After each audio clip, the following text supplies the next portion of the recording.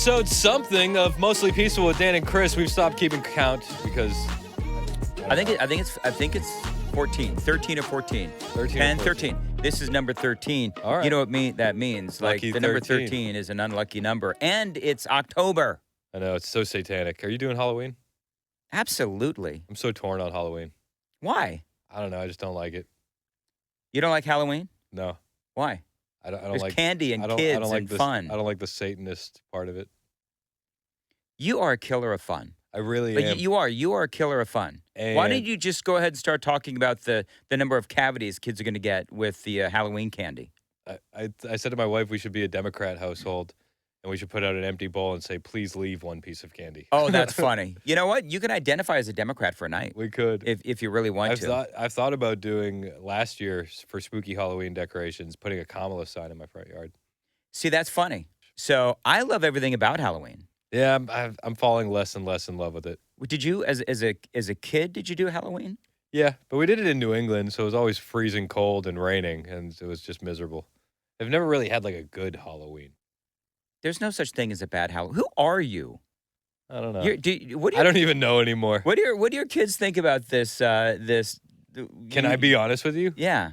The 3 older kids, they're in. They don't want to do it. How old are they? 11, 8, and 6. None of them want to do it. Are you sure they're not like communist? I'm pretty sure. Okay. Pretty sure. Well, listen. There's no red scare going on in my house. We're banning all scares. Do you know what you do? Because we actually did this one year when my kids were little. Is we just bought them candy and said, "Here, knock yourselves out." That's how lazy we got. It was like because they got older. Yeah. And we were so busy at that time. We didn't even want to take them out, and it was like, let's just go ahead and just buy them the damn candy and call it a day. But the thing that I hate about Halloween, because I love Halloween, I'm not a Satanist, but I love Halloween. You just support them. Sure, Chris, I just support them. But the thing that I hate about Halloween is, you know, the channel Freeform? Yes. They show the same damn Halloween movies for 30 days. Mm. And that's all my wife wants to watch Mm. is the same Halloween movies over and over again. And I asked her the other day, I said, "Are you stoned?" And she That's said, what she "No, said? why?" And it's like, because the only way that these movies are any good is if you're stoned. Leprechaun 4 Back to the Hood was pretty dope. Not stoned as well. I would just add that. Yeah, that's one I may have missed. You never saw Leprechaun 4 Back to the Hood? Can't believe it. Gonna have to put that on my list. It is so good on so many levels. It stereotypes black people and Irish people. Oh my goodness gracious. See, I've got to see that You now. have to see it. Yep. Beetlejuice, and I know this is controversial, Beetlejuice is the most overrated, not only Halloween movie, but the most overrated movie ever. Prove me wrong in the comments. Fight me. I don't like Come at Beetlejuice. me, bros. I don't like Beetlejuice. Michael Keaton I'm a huge fan of. I like Michael Keaton. He's a hopeless lib though. Well, that's okay. You know what? They can be wrong. I can still appreciate their acting. I'm different than maybe some other conservatives. I don't know where you stand on this, but I have hate listeners, and they listen to the show, and they hate everything that I say, but they listen. I can hate everything that George Clooney says or Michael Keaton, and I can still appreciate their talent. Now, that is becoming less and less, just going to be honest with you, but the reason why is because we as conservatives, we have more options now. There used to be, back at least when I was growing up and in my 20s, you didn't necessarily know how liberal these folks were. Right. And they also weren't so frickin' pretentious. Right. Because now I don't know, you name the Hollywood actor that's a leftist. But now they have so many different vehicles to be so condescending to conservatives. And so Michael Keaton, I don't know if you remember, but during the election, he came out with this video, and it was like, hey, it's Mike. Donald Trump doesn't care about you. Do you remember that one? Yep. Hey, Mason, see if we can find that real quick. Hey, hi, Michael. For some of you folks who guys mostly, I guess, who are thinking about attending a rally with Musk and Trump. They don't really respect you. They laugh at you behind your back. They think you're stupid. They don't want to hang out with you. They have nothing in common with you. They're not your bros. And I'm telling you, when Trump, years ago, I guess, said, I could shoot somebody on Fifth Avenue and they'd still vote for me, basically what he's saying in parentheses is, these people are so stupid, they're so dumb, they'd still vote for me. They have no respect for you. Trust me. So you remember that? Yeah, and And I remember it more losing now. my ever-loving mind. Well, back in the 80s when I was growing up and in the 90s, they didn't have all of these avenues to be the pretentious, condescending assholes that they are clearly. Yeah. Now that we know, so that's number one. So now we know for a lot of these guys, as a lot of these people, their true colors. They have more avenues to expose themselves. That's number one.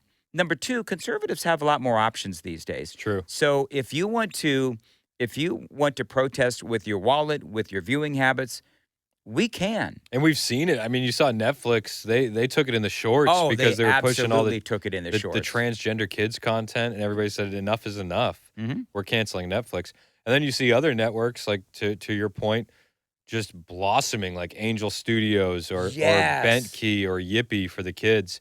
Those are the ones I pay most attention Angel to. Studios looks to me like, and I have not purchased it yet, but Angel Studios looks like one of those that I would purchase. It's a viable option at the very least. Well, and conservatives, I think conservatives are finally finding their voice. And I think that is huge because how many years, and you know, because you've been a longtime conservative, as I have clearly, and I remember being so incredibly angry because conservatives were wimps. They were wusses.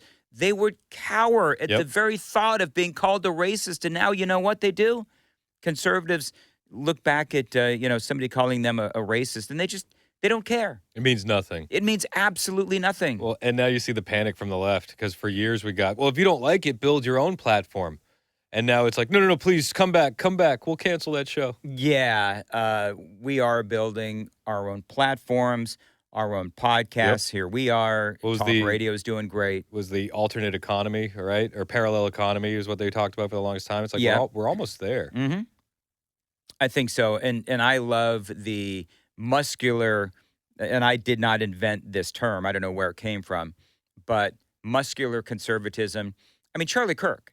Yeah. And Turning Point USA, they are a great example of muscular conservatism where we don't have to cower. We don't always have to take the high road. We can get down into the mud with the best of them on the left and defeat them with ideas and debate. And that's why these No Kings protests last weekend were so ridiculous because, and what I've been saying on my show is, I could not tell you the last time that I heard of an actual idea from the left. Right. It's all about cardboard signs and No Kings, 8647, MAGA equals Nazi.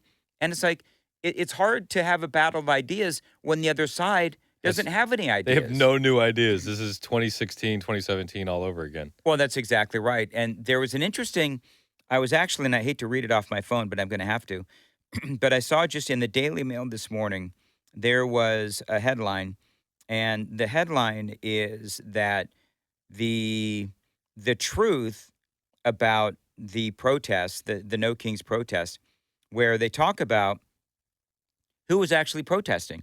Now, the great thing is, and I love this, is that you and I talked about this as it was going on, really in real time, where the people who were protesting, they're all old people.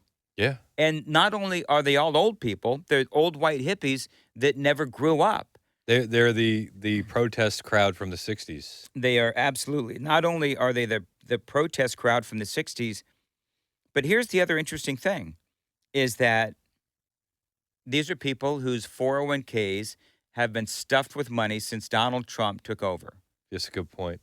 and the same people whose 401ks were destroyed under Joe Biden. That's another good point.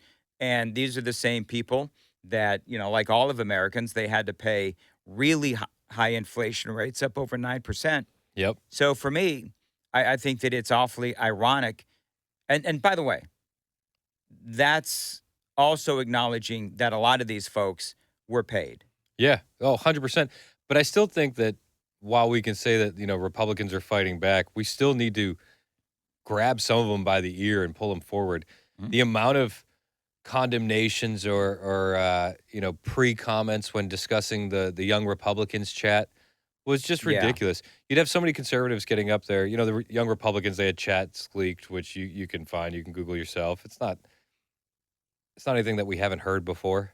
So They're yeah. joking in a back room. It's locker room talk. Any direct message group that you see with any young man is going to have the most vile, horrific, hilarious things in it because that's what we do. I'm sorry. Like, it's just the reality of the situation. People make jokes. I said on my show, it's like who I've sent the most offensive black jokes to? My black friends, because it's hilarious. Mhm. And same with the Indian jokes. I send it to my Indian friends because it's funny. And like women jokes, I send it to my wife because it's funny. So that's the context of these conversations. So Dark humor, edgelord type stuff. But you still have so many Republicans being like, well, I can't agree with anything that they're saying in there, and we have to fully condemn them. And it's great that the young Republicans did. I'm like shut up. You sound so weak. Like Jay Jones didn't lose a single endorsement. That's amazing. And he's running for attorney general in Virginia. He's going to be the top cop in Virginia. Mhm. And he still could win, like full disclosure. He didn't lose a single endorsement. Senator Tim Kaine is not backing off his endorsement. Abigail Spanberger is not backing off the endorsement. So, but why do we as conservatives have to apologize for every little thing that every little conservative does? And these aren't like movers and shakers in the party. These are just, No. I mean, some people are intertwined in different cabinet positions, but like I wouldn't highlight any of them as a big named Republican saying awful things. Nobody has heard of them. Well, they've heard of Exactly. them now. Yes, But here's what I would say to that. I think two things can be true because I was critical of them for a couple of different reasons, and we can agree to disagree. But I think that I didn't find the humor funny. They admitted that some of these we'd get in trouble if it was leaked. That's number one. But number two is that I agree with you. There is such a thing as dark humor. And even though that's not something that I engage in, I get it amongst the younger crowd. This is what they do. this is the dialogue on the internet. But here's the thing, though. Here's the thing. Is that, again, two things can be true. They can be wrong, and I could not give two flying craps about who it offends. Like, I'm with you on, as Republicans, this is a family issue. This is our issue. And so you and I can debate as to whether or not this was something that they should have engaged in when they're also talking about young Republicans' business. Okay, so from a strategic standpoint, you never put yourself in a position where you are on defense or that you're going to make your party look bad. That's part of, I think, the sin here. But the young Republicans, they came out and they did this white knighting, virtue signaling did. statement They did. and apologized profusely. And It's I think that was wrong. I thought that was ridiculous. Like, if you want to handle that internally and be like, guys, you're going to screw up this organization doing stupid stuff like this. We can't have you working here. Yep. That's totally understandable. The email that should have come out, should have been, this is an internal matter and we are discussing it internally, period, full stop. Mind your own damn business. If you're going to reply at all, you could do all those things. Yeah. But you're virtue signaling to a crowd that is not going to accept your apology in the first place. Yeah. You know what? It's like Donald Trump. I've disavowed Nazis. How many times have they asked him to disavow Nazis after that? Yep. Over and over and over again. Nothing And I'm not. Nothing is good enough. Nothing is good He enough said, for the other he side. said there were very fine people on both sides, and I'm not talking about the Nazis, who I totally disavow, Yeah. in the full statement. And then for 4 years, we had to hear him disavow it again and again and again. Matt Walsh said it best. You can only be canceled if you condone to it. Yeah. And you condone to it when you make those public apologies and the virtue signals. You're like, wow, this is really bad. We're really, really sorry. Oh, yeah, we're so sorry. We're still sorry. We're so sorry. It's like, if you just said, shut up or don't respond to it at all, it goes away Well, in 24 hours with the way this news cycle works. And here's the thing. Yeah, because here's the funny thing. I don't even remember what day that was. I haven't thought about it in forever. You know what I mean? That's how fast the news cycle is. So you're right. Had the Republicans just let it go, and the young Republicans just let it go, or come out with a statement of internal matter, and that's how we're going to deal with it. Period. And end of conversation. But they hurt their whole brand. Yes, they did. Your brand is young Republicans, and I'm sorry. People talk like this. They talk like this in game chat rooms. They talk like this on online message boards. They sure talk do. like this on Reddit. They talk like this on 4chan. Oh, and by the way, they talk like this on Instagram. It's not just Republicans. It's Democrats. It's everybody. It's just people. It's just how people talk. Can I tell you the difference though? Go ahead. If you think that you're going to lure more young people in by publicly turning on the youth for doing something dumb, there's no chance in hell that you're going to gain new members. And we need powerful youth organizations to get those disaffected youths and channel that energy in the right direction, because all these kids are screaming for is a little bit of structure and a little bit of, hey, kid, we're going this way. Yeah. That's what they need. And these were young adults. But here's the thing is that, and I think you kind of hit on it, which is, okay, this was a private chat where they said these things. Meantime, the other side, who is trying to condemn these young adults, they are out in the open saying 86-47, MAGA equals Nazi, applauding the assassination of Charlie Kirk. A state rep from Texas just the other day was on CNN, Yolanda Jones, and she said, I'm from the hood. She's like, I'm not just going to punch them in the face. I'm going for their neck. Yes. And she does a slicing motion across her neck. It's like, where do you think this rhetoric is going to go? Check this out. Mason, go ahead and play that. I'm from the hood, okay? So when a bully comes, if there are no rules, you literally have to figure it out. So Donald Trump has changed things, and people trying to do what's always been done is not going to work. And I think that's why Democrats are losing black people. That's why they're losing poor people, because poor people, all they want is for us to fight. So if you hit me in my face, I'm not going to punch you back in your face. I'm going to go across your neck, because we can go back and forth fighting in each other's faces. You've got to hit hard enough where they won't come back.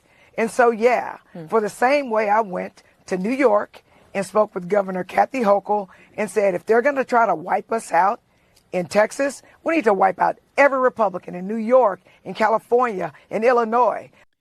Yeah, and where's the outrage on that? She's insane. Where is the outrage? And especially at a time where we know that, quite frankly, it is open season on conservatives. We saw it with Charlie. We saw it at the ICE facility in Dallas.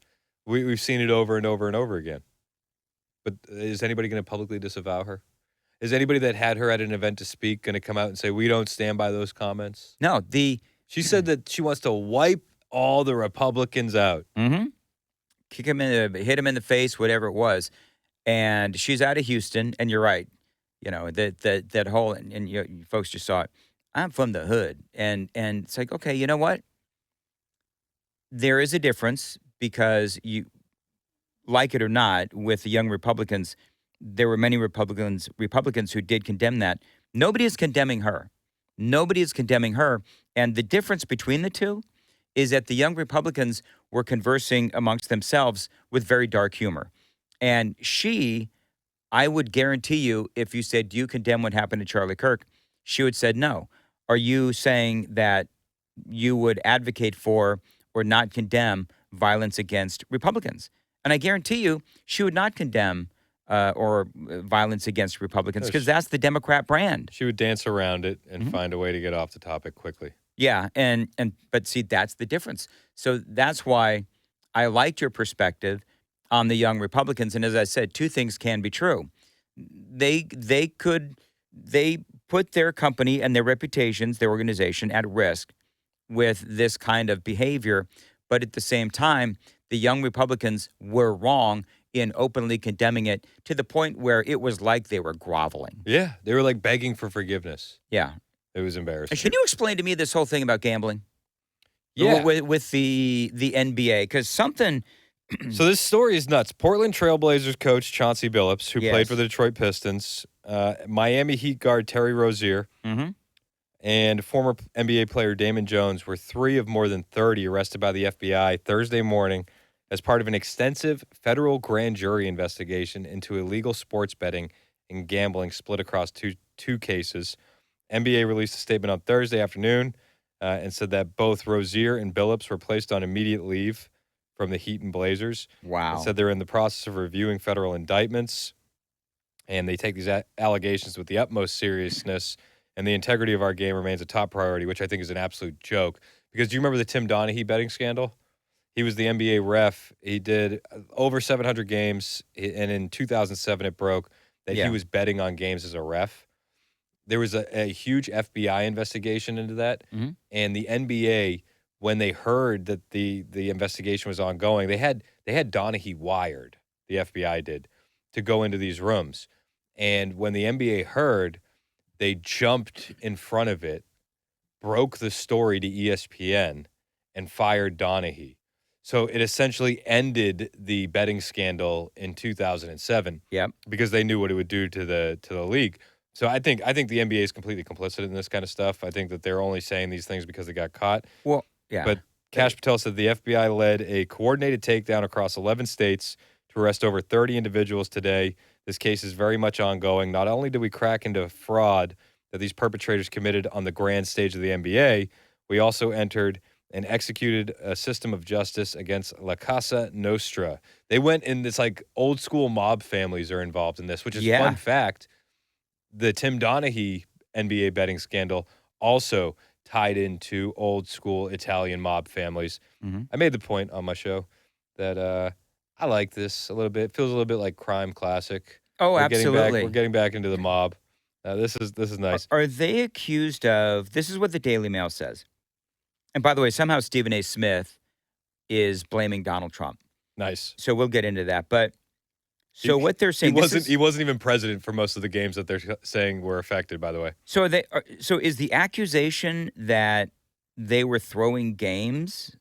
So I haven't seen that exactly, but it feels like, and we may know more when this airs on Saturday. When this posts on Saturday, but U.S. Attorney Joseph Nocella shared that the sports betting scheme involved Rozier, Jones, and 4 others and took place from December 22 to March 24. So Trump isn't even in office, so good luck blaming him. And involved 7 NBA games. A February 9th, 2023 game, Lakers versus Bucks. March 2023 game, Charlotte Hornets versus Pelicans. March 23, Trailblazers versus Bulls. April 23, Magic versus Cavaliers. January 2024, Lakers versus Thunder. End of January 2024, Raptors versus Los Angeles Clippers. And March 2024, Toronto Raptors versus Sacramento Kings. Rozier has been implicated for the Hornets-Pelicans game in which he pulled himself early from the contest, a move that was allegedly pre-planned. Law enforcement claims $200,000 was wagered across a variety of sports books on his prop bet unders. Oh, man. So here's what they do. So they say Terry Rozier is gonna play 20 minutes in the game. Do you think he's gonna play more? Or he's gonna play less. Yeah. So everybody bets less, and then my ankle. I twisted my ankle. I gotta sit at 19 minutes. Yeah. Then $200,000 goes. This is why I think it's ruined.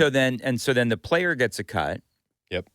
And he's friends with the mafia people, and so they realize how easy this is to get away with. It's the prop bets that are the easiest because, like, you can bet different sport, but in baseball, I could bet that the pitcher is going to throw a ball or a strike for his first pitch of the game. Yeah. If there's $1 million of betting on the line, and some mafia guy or whatever comes to a pitcher and says, You're going to throw a ball. you're going to throw a ball, and we'll give you $300,000 if you just throw a ball. That's all you've got to do. And you get a pitcher, a rookie pitcher, or whatever. And that's not even, I mean, you can make the argument that's not even rigging the game. No, that's not rigging the game. And by the way, that would probably be that kind of a prop bet. That's the least provable 100%. accusation, because you got a 50-50 shot of throwing a strike or a ball.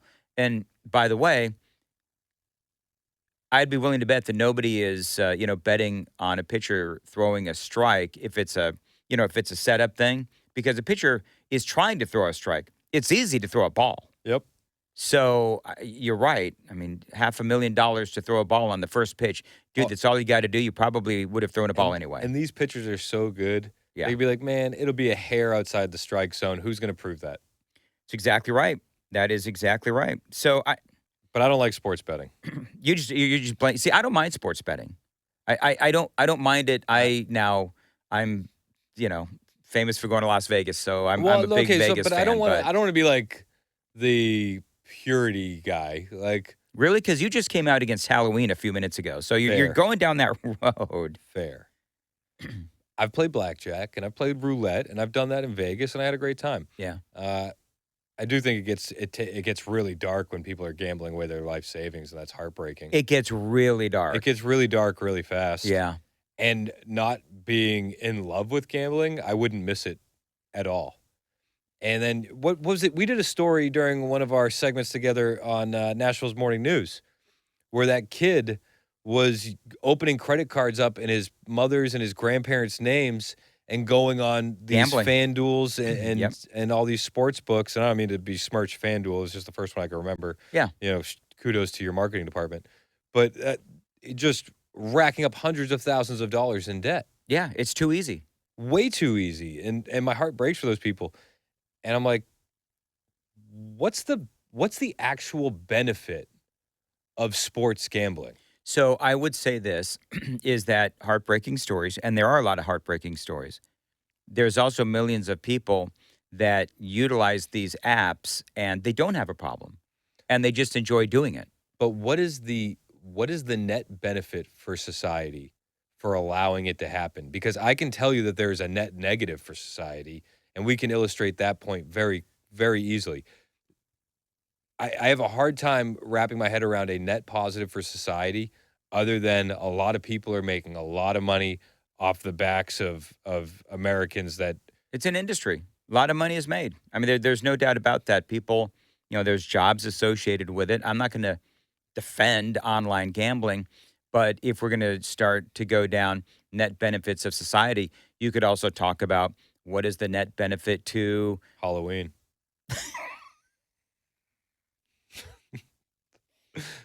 Sorry. Sometimes I just like to see if I can break Dan. That was good. What's the net benefits for cigarette smoking? What is the net benefit to alcohol, right? So what is the net benefit for, chocolate cake? You know what I mean? So there's a lot of things you could make that argument. I get where you're going, especially with gambling, where it comes to, you've got broken families. The broken families, but you could say the same thing about alcohol. 100%. So 100%. And the funny thing about online gambling, when you hear the commercials or see the commercials on TV, is if you've got a gambling problem, call this number. And it's like, really? Do you really think anybody's calling the number? No. Of course not. So they're just going to talk to somebody with an H-1B visa anyway. They can't afford a cell phone because they have no money because they gambled it all away. Gambled it away. Anyway, so I think that's going to be interesting because if they can prove that those players were involved with the mafia and throwing games or faking injuries, I don't think that they would have a big press conference like this and those guys would be pulled out of bed at 3 a.m. if they didn't think they had a solid case against them. No, and I do wonder, and people are saying, oh, watch, Trump is going to go after the WNBA next. Because they're thinking that, somehow because the WNBA is considered woke, that Trump is going after them. What did we joke about the other day? We're talking about prop bets. It's like, You make a $300,000 bet that a green dildo will be thrown on the court.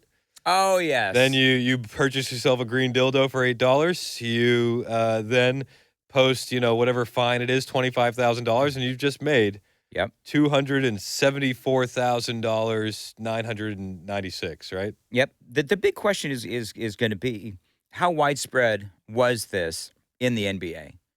Like you said, you've got the Portland Trailblazers coach Chauncey Billups, Miami Heat guard Terry Rozier Yep. were arrested along with more than 30 other people. So We got two people. Two NBAers. Two NBAers and 28 other people. A former NBA player. Who's the former? Damon Jones. Yeah, I don't know. I don't know who these people are. I know Billups and I know Rozier. Yeah. Rozier played for the Celtics. We used to call him Scary Terry. Scary Terry? Scary Terry. I wonder what they're going to call him in prison. I have no idea. Anyway, we'll have to see where this goes. There is another story, and I want to bring it up. And again, I just saw this morning, but listen to this. This is the headline.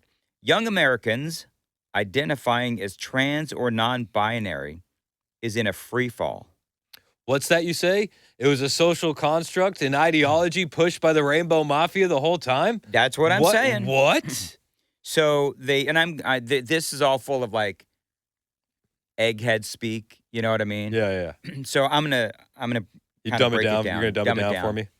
Well, I'm dumbing it down for me. So you had one researcher who said these numbers are going way down. And then you had the hue and cry of the chattering collegiate class who started calling into question the numbers and all of that. So other researchers then chimed in and they said, boy, the numbers are really going down. Yeah, we actually reran the numbers. They reran the numbers, and yes, they are going down, and they're going down in a big way. So the reason why, you just mentioned it, the social construct. Back in 2022, when this was all the rage, it was huge, and people who were lost and they didn't feel like they had an identity and they were depressed or whatever it is, and they thought that they had found a home in the trans community. And then once people started to realize, wait a minute, so I put on a dress and I still feel like I have no identity. I still feel like an outcast, and I'm still depressed. And so the more that, and that's why they don't like people, they being the left, they don't like people who have transitioned and then realized that detransitioners. Yeah, the detransitioners. The left will try to silence them and cancel them because they don't want those stories to be heard. Yes. Because that implicates the left. Make no mistake about it. Within 5 to 10 years, we're going to see a lot of commercials on TV, and it's going to go something like this. Do you or a loved one know someone that was put on puberty blockers as a minor? You may be entitled to financial compensation. Because there was a lot of that, too. There was a lot of the medical industry pushing this because they could create customers for life. I think one of the reasons that you saw the numbers explode was because of the attention behind it, too. The love bombing. You get a young kid who's 16, 15, feels uncomfortable in their own skin, like, spoiler alert, every 15 or 16-year-old has for the history of the world. They would love bombing, that's a great way to put it. They would go into these chats and they'd be like, well, maybe you're a boy. Have you tried cutting your hair? Wow, you look great. Yeah. And it was, you would slowly groom these individuals into thinking that they're making the right choice, and then they wake up to it years later, and the left wants nothing to do with them, and they get shouted down. But you're going to see a lot of that. Then you had a bunch of other people seeing the social acceptance of it and seeing the clout and the coolness that came with it. Yep. And there are other 15, 16-year-olds who go, I want that attention. I'm non-binary too. Wow, stunning and brave, stunning and brave. Yeah. So there was that as well. Yeah. Not to mention the parents who are subjecting their kids to their own Munchausen syndrome by proxy and doing all that to be the hero. That was a huge deal. I think part of the reason why you're seeing the numbers reverse, though, is I'd give a lot of credit to Charlie Kirk and Turning Point USA. This became a socially hip, cool thing to do. They call it a social contagion. But you know what the social hip cool thing to do right now is? Return to Jesus, be conservative, get married, have kids, work your ass off, save the country. There was an article last night that I read that shows that after the murder of Charlie Kirk, that Turning Point is still, and we're like, what, 4 or 5 weeks out now? Yeah, Is that like what it is? 2.5 months, September 10th. Has it been 2.5 months? Yeah, it was September 10th, and we're at, what, the 23rd today? This will air on the 25th. Okay. So that Turning Point continues to grow. And I think this is going to be a movement that does continue to grow. By the way, these numbers that we're talking about here actually don't even, and I don't have the dates in front of me, but it doesn't reflect where we are today, Right. this week. So can you imagine how these numbers are going to continue to decline Yep. as time goes on? And I think that's why we are seeing, maybe, this is why we're seeing so much trans violence, because they're seeing their numbers diminish. They're seeing their relevancy diminish as well. And I think part of me wonders if that the youth of today, they're seeing what is going on in the trans community Yep. with all of this violence, and they're thinking this is turned from, at one point being, cool and love bombing to just this movement that is based on mental illness, criminality, and insanity. Yeah. I think that's partly of what's going on as well. I think you're absolutely right. That's part of the equation. Another thing, we talk about the Turning Point chapters exploding, but people's faith has been exploding too, man. The churches have stayed packed. In the last month, 2.8 million Bibles have been sold in the United States. 2.8 million Bibles have been sold. 2.8 million. That's amazing. Isn't that and I awesome? love that. Dude, and I'll be honest with you, I've been trying to do better myself. Like I don't ever want to come from like a pedestal. But I'm trying to be a better Christian too. Every day I'm trying to read my Bible more. Do you have one of those apps? Like So- my brother, who is I'm going to sound like a heathen, but I'm not. But my brother is very, very, very Christian, and he came That's a from good thing. It is a good thing. He fell. He was a drug addict and all that stuff. So he fell like really rock bottom, and so he turned his life around. God bless him. Absolutely. And if you, and funny, he and I were talking a while ago, where when he was like, you ever heard of huffing? Yeah. Where for people that don't know, huffing is like you spray aerosol or something into a bag and then you put your head in there for a high.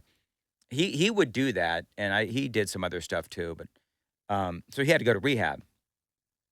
And we were joking, it's like, could you have imagined when you were 18 and we were driving? I remember this day. I was in the back seat, passenger side, and I was so heartbroken for my brother. And now here we are. He is 59. He's going to be 60 pretty soon, if I have my numbers right.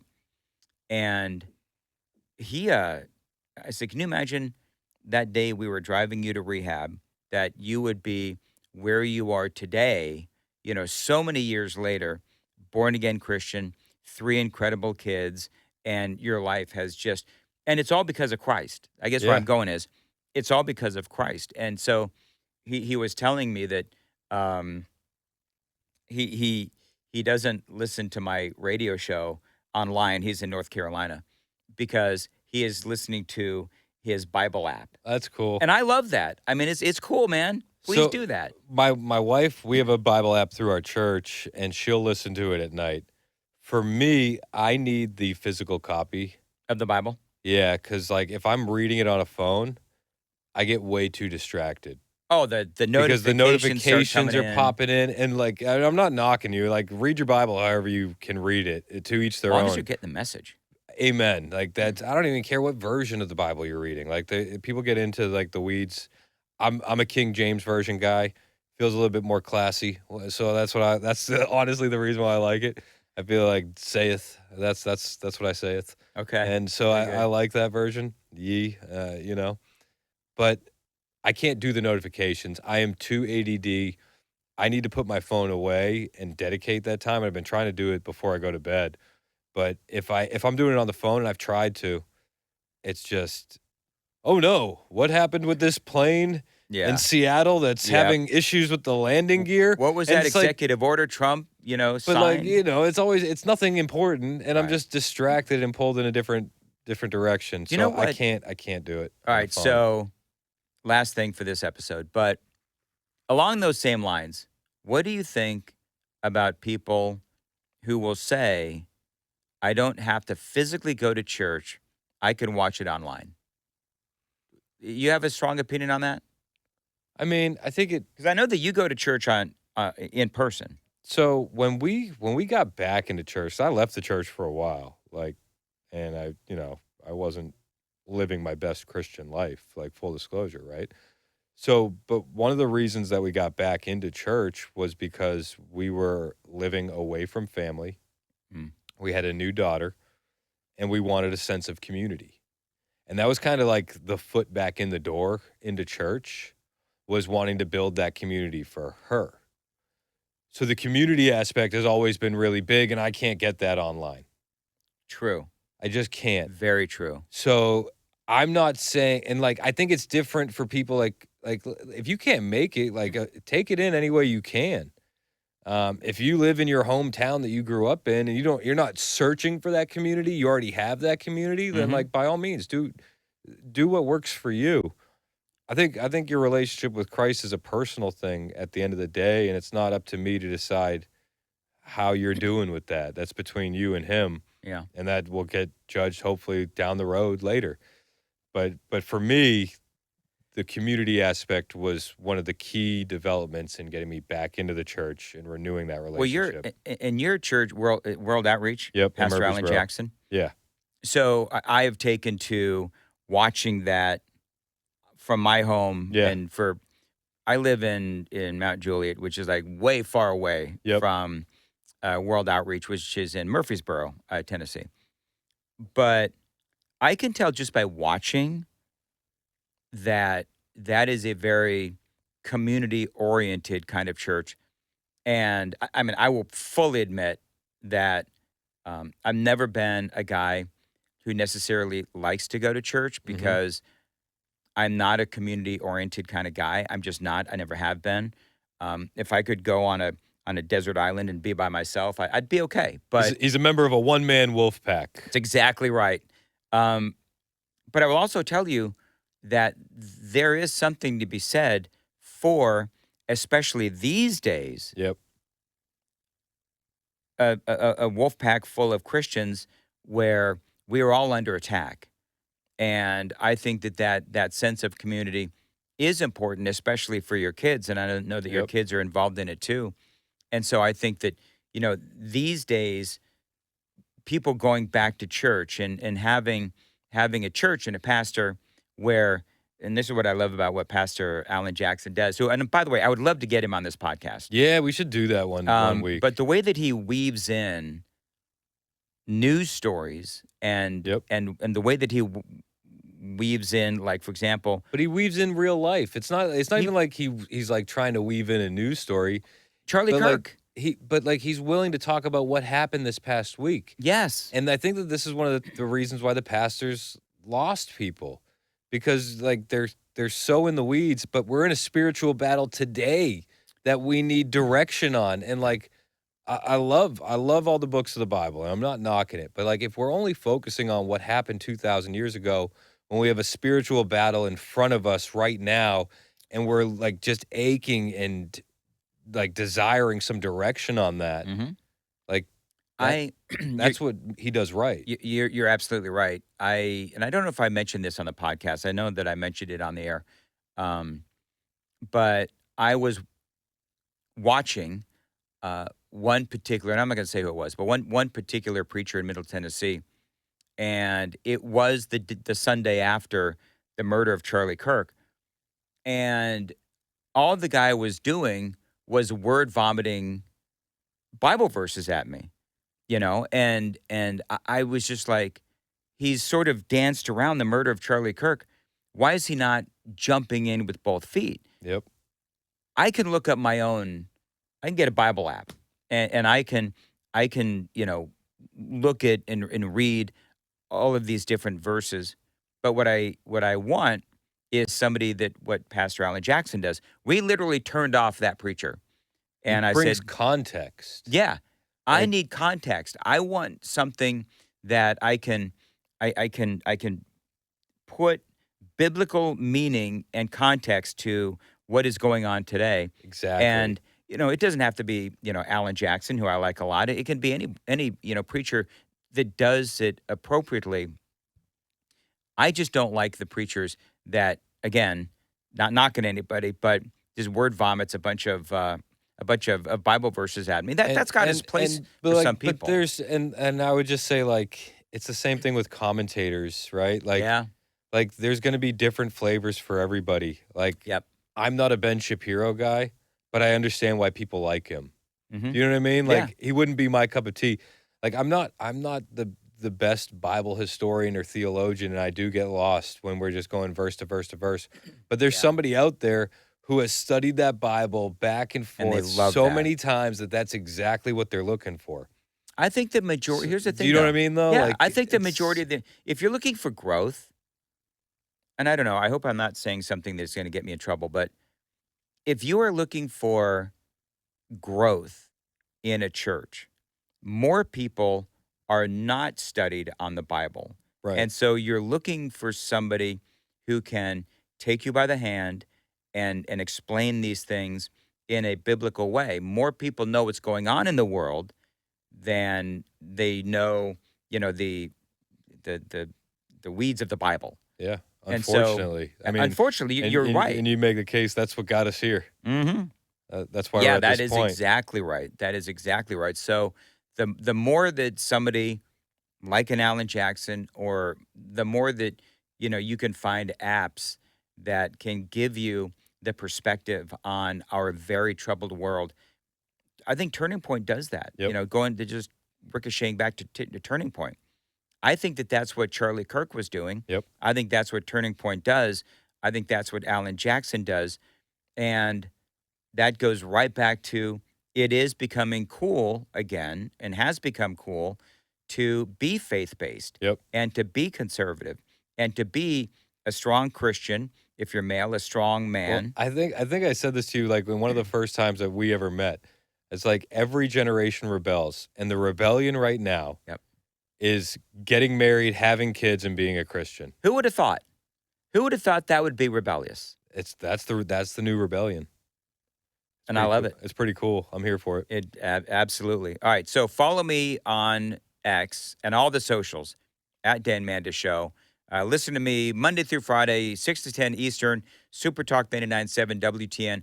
I'm the morning show radio host, and some guy named Chris Hand follows me. Yeah, I do 9 to noon. You can find me on all the social media platforms at Chris Hand on Air. I have my own YouTube channel under that, TikTok, Twitter, Instagram, Truth Social. I even joined Blue Sky under that handle. Okay, so Oh, I my don't mean to goodness. get off on a tangent, but the lower tier Democrats have no engagement on Blue Sky. So if you want to say something mean to somebody like on the Randy Weingarten tier, Yes. there's like 0 comments on her post for hours upon hours. So I've just been going in and dropping Trump gifs on Blue Sky. Have you really? It's just like Should I Trump, do that? Trump like rolling his eyes. Mm-hmm. And it's like that's the only reply on her thread about how evil the Republicans are. That is so funny. I love that. Been a lot of fun. Well, you're kind of, I feel a little called out. You just named, 8 or 9 different platforms that you're on. But like, I don't know. I'm on like I'm old, right? I'm on Facebook and I'm on X.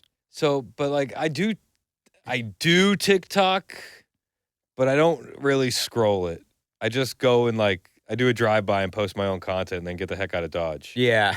And then Post and ghost. and then Truth Social, I really only have it because I have Trump notifications on. Right.